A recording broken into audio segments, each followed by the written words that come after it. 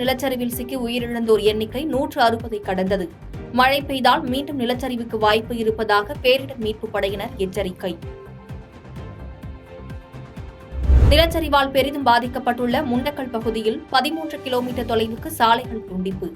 நடந்தே சென்று மக்களை காக்கும் பணியில் ஈடுபடும் ராணுவத்தினர்.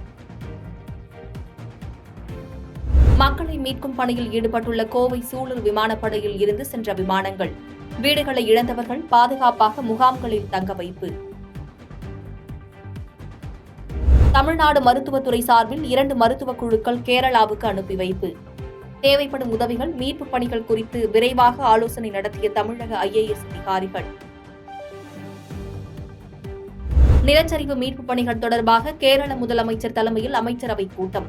உயிரிழந்தோர் எண்ணிக்கை 160 கடந்த நிலையில் அவசர ஆலோசனை.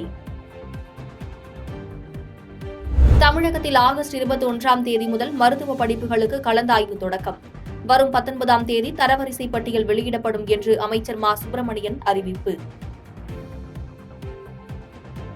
UPSC தலைவர் மனோஜ் சோனியின் ராஜினாமா ஏற்பு. புதிய தலைவராக பிரீத்தி சூடான் நியமனம். மேட்டூர் அணையில் இருந்து நீர் திறப்பு மேலும் அதிகரிக்க வாய்ப்பு. 1,75,000 கன அடி நீர் திறக்கப்பட உள்ளதால் கரையோர மக்களுக்கு வெள்ள அபாய எச்சரிக்கை. வெள்ளத்தில் அடித்து செல்லப்பட்ட வீடுகள், மண் மூடிய பகுதிகள்.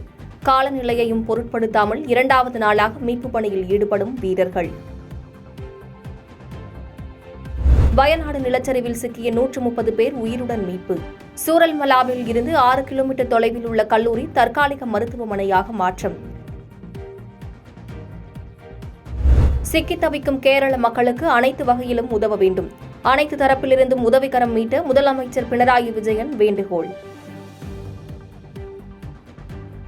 மேட்டூர் அணையில் இருந்து நீர் திறப்பு 1 லட்சம் கன அடியாக அதிகரிப்பு. காவிரி ஆற்றில் தமிழக எல்லையான பிலிகுண்டுலுவுக்கு நீர்வரத்து தொடர்ந்து அதிகரிப்பு. 3 நாள் பயணமாக டெல்லி வந்த வியட்நாம் பிரதமர் ஃபாம் மின் செனுக்கு உற்சாக வரவேற்பு. பிரதமர் மோடியுடன் நாளை இருதரப்பு நல்லுறவுக்கான பேச்சுவார்த்தை. சாதிவாரி கணக்கெடுப்பு தொடர்பாக காங்கிரசின் மோசமான அரசியலை அனுராக் தாக்கூரின் பேச்சு அம்பலப்படுத்தியதாக பிரதமர் மோடி கருத்து. நகைச்சுவையும் உண்மையும் ஒரு சேர இடம்பெற்ற அனுராக் தாக்கூரின் உரையை அனைவரும் கேட்க வேண்டும் என சமூக வலைதளத்தில் பதிவு. தூத்துக்குடி தொகுதி நிர்வாகிகளுடன் அதிமுக பொதுச் செயலாளர் எடப்பாடி பழனிசாமி ஆலோசனை. நாடாளுமன்ற தேர்தல் தோல்விக்கான காரணம் மற்றும் 2026 சட்டமன்ற தேர்தலை எதிர்கொள்வது குறித்து கருத்து கேட்பு.